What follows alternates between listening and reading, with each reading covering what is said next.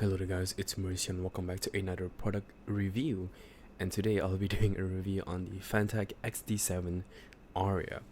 Now before the video starts and before the video goes on, there seems to be an issue with my camera at the moment. There will be some stuttering while I'm doing the recording, so if the frame stops, stops for a bit, or if there's any stuttering, I'm sorry. I try to fix it, nothing seems to fix it. But I really need to get this video out, so I'll just do it anyway. But hopefully the stuttering doesn't really bother with the viewing experience in general. So this is my review of the Fantech Aria, and I know I'm late to the party because everyone reviewed the Aria, and unlike the Fantech XT3, which I reviewed instantly the moment I got it back then, I wanted to give Aria a lot of benefits from using it long term. I want to see how the build quality deteriorate. I want to see how the clicks feel after a while, and if I can notice any noticeable issue with the Aria itself. Now, a lot of people reviewed it day one. They reviewed it the moment they got it, and that's cool. That's amazing. I don't care about the numbers. All I cared about is putting out my experience for people who are interested in this mouse still, and show them what will happen after months of using. Now, I bought this on September 1st and been using it since, so around 3 months of usage on both the Aqua Control 2 Sakura mousepad and the IKEA gaming mousepad. So those are where my experience lies, of course. But first of all, let's start with the design, and honestly, it's probably one of the best thing about the Aria. It's a larger Orochi. I don't have my Orochi anymore, unfortunately, but it is basically a larger Orochi. There we go, the stuttering starts again. And it feels nice. The extra length that it added, the extra width, really do feel nice for my grip style in particular. But the hump is a lot more gradual compared to the Orochi, where the Orochi has a very noticeable back hump. This hump is more centralized, but it just feels good.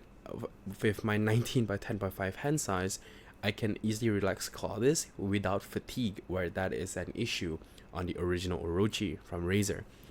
And because of the shape and because of how centralized the hump is, I feel like a lot of people can actually get used to this shape. Either you're fingertipping, you're claw gripping, or if you have a smaller hand and you want to palm this mouse, which I can actually do, surprisingly.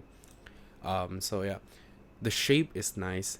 And the weight, because of this, it's like 62 grams with my current configuration with the holes and the side grips. So it's about 62 grams. Without the grips, I got about 60. So the weight balancing is really nice as well. No issue in game whatsoever. And at 60 grams, it's not the lightest in its size category. We have the Pulsar X2 Mini, which is roughly about 55 grams or 53 grams maybe. But yeah, like, it's not the lightest mouse in this category, but it's also not something where I feel like it needs to be lighter. You can 100% mod this if you want to, but I feel like 60 grams is a very solid weight place for it to be. The build quality is something that I noticed after a while of usage has actually deteriorated in quality, but it's very minor. It's not like as bad as some glorious original model or model O-, for example, but it's also not perfect. This is only 3 months. I cannot imagine like more months to come. But basically, when I first got this mouse, it was solid. Everything about it was good. The side flex was non-existent. There was no creaking, no rattling. The button feel felt amazing. But now after 3 months, there is some creaking when I lightly tap on the front here. I'm gonna bring it to the microphone.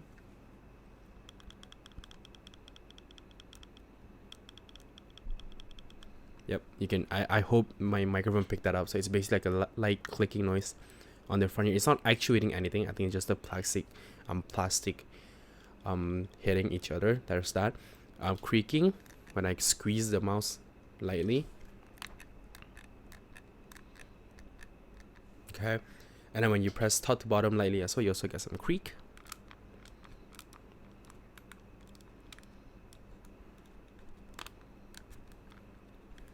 So yeah, like the build quality is no longer perfect, but it's also not something I feel I would affect me in game, or I can notice in game, so I don't really mind. But it's just to show like long term wise, the build quality will slowly deteriorate, not like when it was first brand new. Like when it was brand new, this felt like a tank. Speaking about build quality as well, let me turn this off real quick. The button play has also been a lot more obvious, especially in game as well. My bad.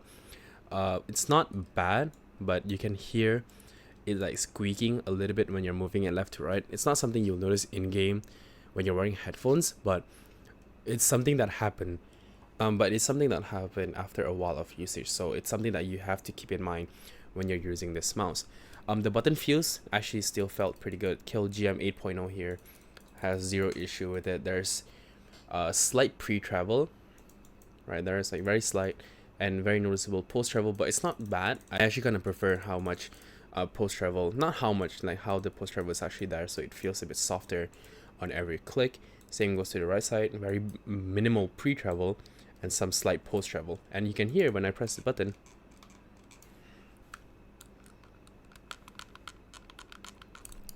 there's button grinding when you're doing this, and it's not the best feeling anymore. Like day one it felt good, but then after 3 months the button just doesn't feel as premium as it used to be. The scroll wheel is still honestly good. The TTC gold encoder here is amazing. Scrolling up, scrolling down, every like tactile move is good, and middle click as well feels pretty good as well.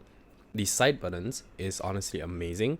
They are using, I don't know what switches they're using, but there is slight pre-travel on both of them. Not much, it's not noticeable, and there is barely any post-travel. So the side buttons itself feels amazing, especially when you're using them in game. I have it bind to like Valorant, League of Legends, Overwatch and all that, and every game just felt amazing to use the side buttons. They're also very light to actuate, but not light enough that you accidentally actuate them, but just light enough for them to feel smooth while you're using them in game. There's also two more buttons on the bottom here. There is the Bluetooth buttons and the DPI button, and those feel normal. Like they don't have to feel good, but they do, so pretty solid for that. But the problem I have with this mouse is there's just some rattling. It looks so funny in the viewfinder right now, but there is some rattling. I'm gonna put it in a microphone so you guys can hear it. And that rattling will still be there after holding every button in, so it's probably something rattling on the inside. I'm not sure what, but it was never there on day one, but then slowly, you know, it just randomly happened to have rattling there. So a bit unfortunate, but again, you never notice this in game because it technically doesn't affect your performance, nor does it affect the sound, since you're wearing headsets anyway, and I cannot hear the rattling when I'm moving it left to right like this. Now let's talk about the mouse feet. It's using Fantech's own mouse feet. Of course, it's pure PTFE, 100%. Very nice, big glides. They do have core pads now available for the Aria. There's also Tiger Arcs for the Aria. So if you don't like these feet, you can just go for the core pads and the Tiger Arcs. But honestly speaking, after using things like the Tiger Eyes, BTL feet, I would say that you don't technically really need to change the Aria feet, but I feel like it can help.